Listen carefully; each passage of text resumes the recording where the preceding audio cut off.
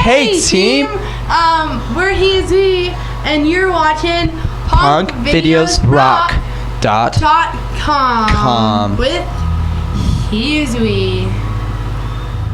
What's up, guys? Robert Herrera here with punkvideosrock.com. We're hanging out with alternative pop duo He Is We as they're on tour with the Rocket Summer. How did the band form? Obviously, you guys are the main members on it, so. eHarmony? Just go ahead. eHarmony.com. Sweet. It really does work. We lied. We might have just lied about We might have just made that up.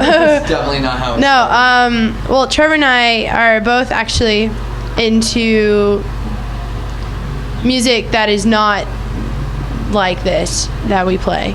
We're into like hardcore, like metal kind of music, and we ended up working at an orchestral rental place called Ted Brown Music. I was going through puberty. Did you hear that? I know. I could sense it. That's why I did. Let the record show that I too am sick. So if I squeak like a little girl going through puberty, no, we know. Little girls going through puberty do not have squeaky voices. Okay. But anyway, so we met. It's cool. Whatever. We met at Ted Brown Music, and we don't play any like violins or like stringed instruments or trumpets or anything. And so we just started talking about music that we like. And then from there, it was like, hey, we're bored at work and the boss is gone. Grab a guitar and... Let's wreak havoc. That was the first practice. Yeah. Essentially. Much, yeah. Oh, shall. Yeah. So as far as the name, what's the meaning behind the name He Is We? The meaning behind the name... Why can't I touch the mic? This is so weird. I don't know what to do with my hands if I don't have the mic. He's We. Basically, Rachel came up with the name when we first started, like after our first even like practice, if you want to put it that way. And I remember she came to us and approached it in the sense that, I want to start a band that, is like we're all equals, we're all in this together. Essentially, we're all brothers and sisters, not one of us better than the other. And just like, music you can relate to and stuff. So He Is We came along and it's just stuck. Sometimes we get made fun of for it, and I'm like, well, One Republic was taken, so we chose He Is We. Otherwise, it would have been a different story. Yeah, absolutely. The first time I saw you guys was, on tour with TSA, and your reaction was amazing. Like, you couldn't believe all the fans you guys had. And now you guys signed a major record deal, and you guys are about to release your first album, your debut album. Absolutely. Can you let us know about the album? Tell us.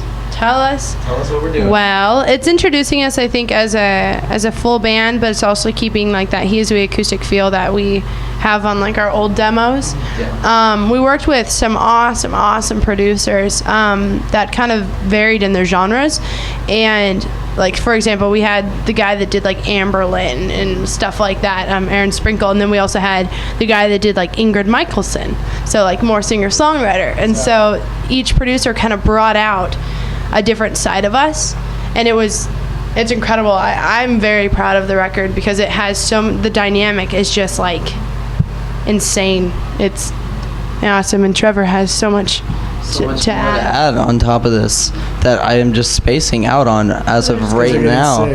Because I'm sick and I'm a little boy going. And the smell of the bathroom is just. Yeah, do people know we're in the bathroom right now? Should we let them know? I don't know. Maybe we should.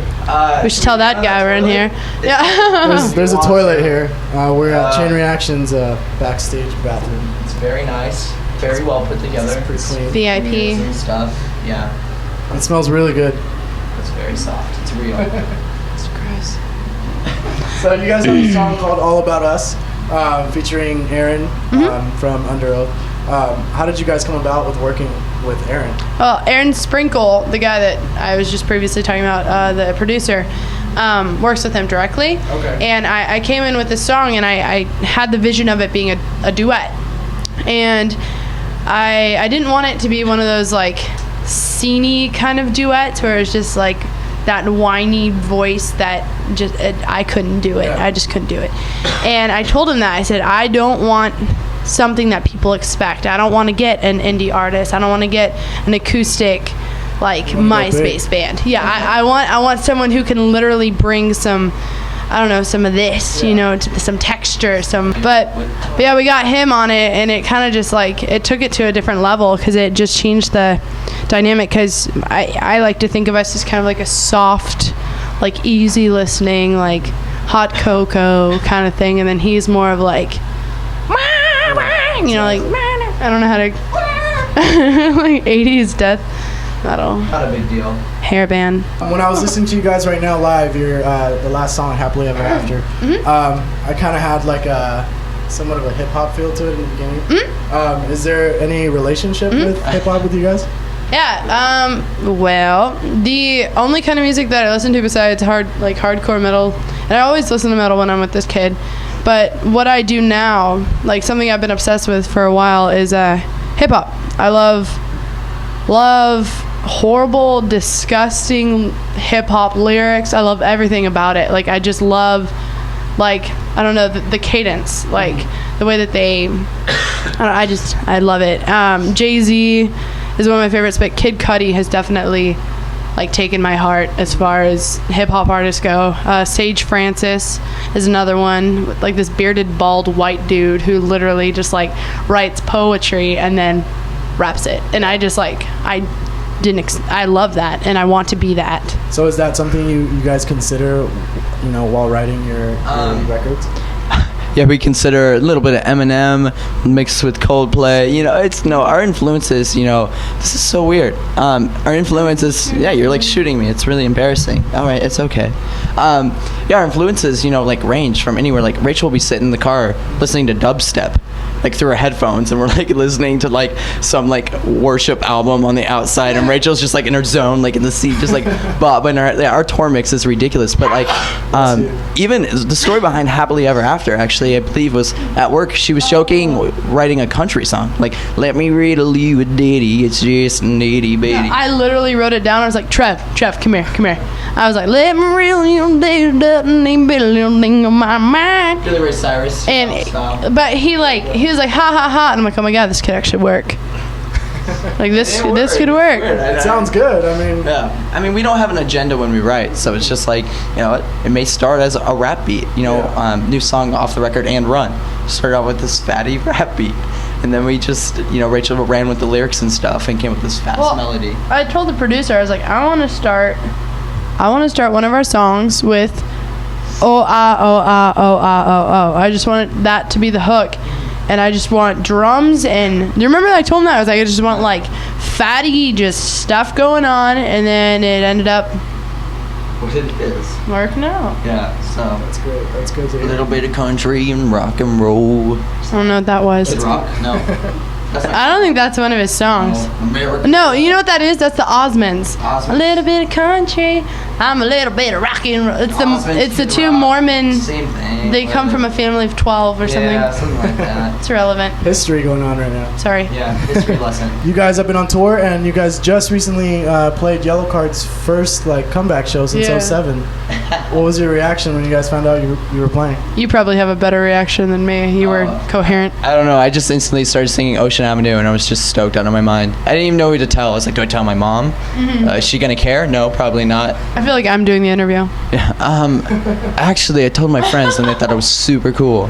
No, I definitely kind of got thrown back to school, and when I met the guy, the lead singer man, it was the first time I think I've been starstruck on tour, like ever.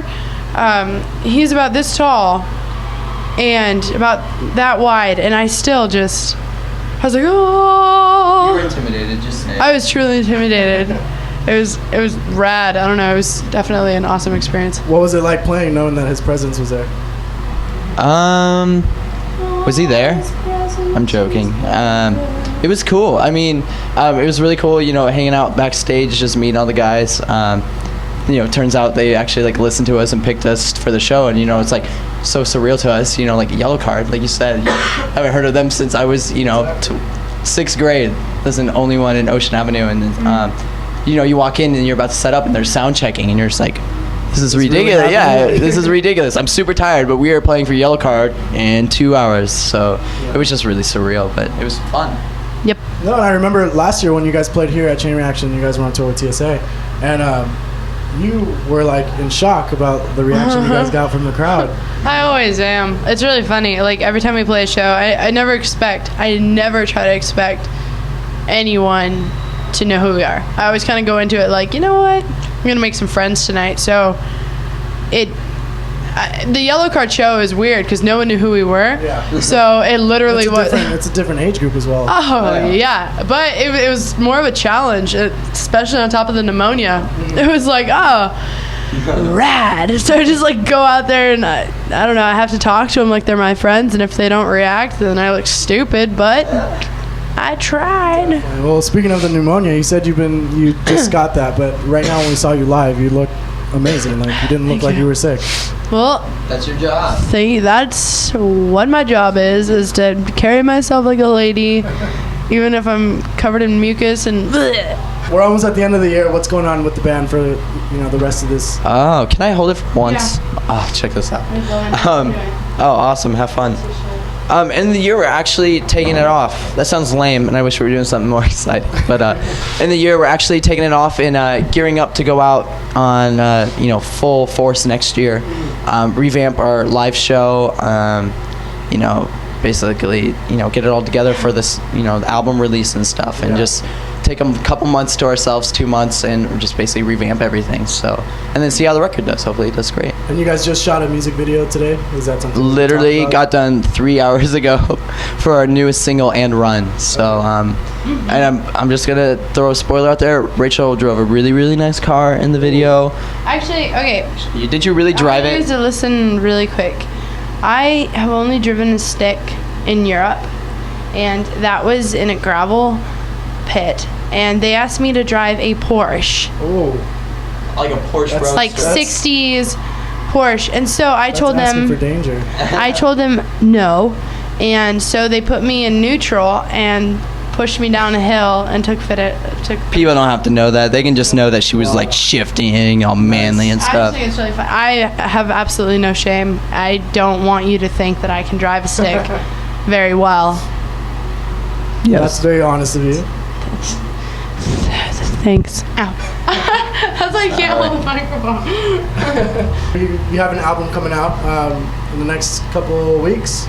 November 23rd. So literally, soon. A lot. Sweet. So here's your chance to close up the interview. Here's your chance to sell it to the audience. Oh, shameless self-promotion. I love There you this go. part. Go for it. Our album is coming out November 23rd, and it is called My Forever, and it's our album. Cute. Coming out. Coming out November 23rd on iTunes. So, And is it going on the other things on and other things are happening. for it?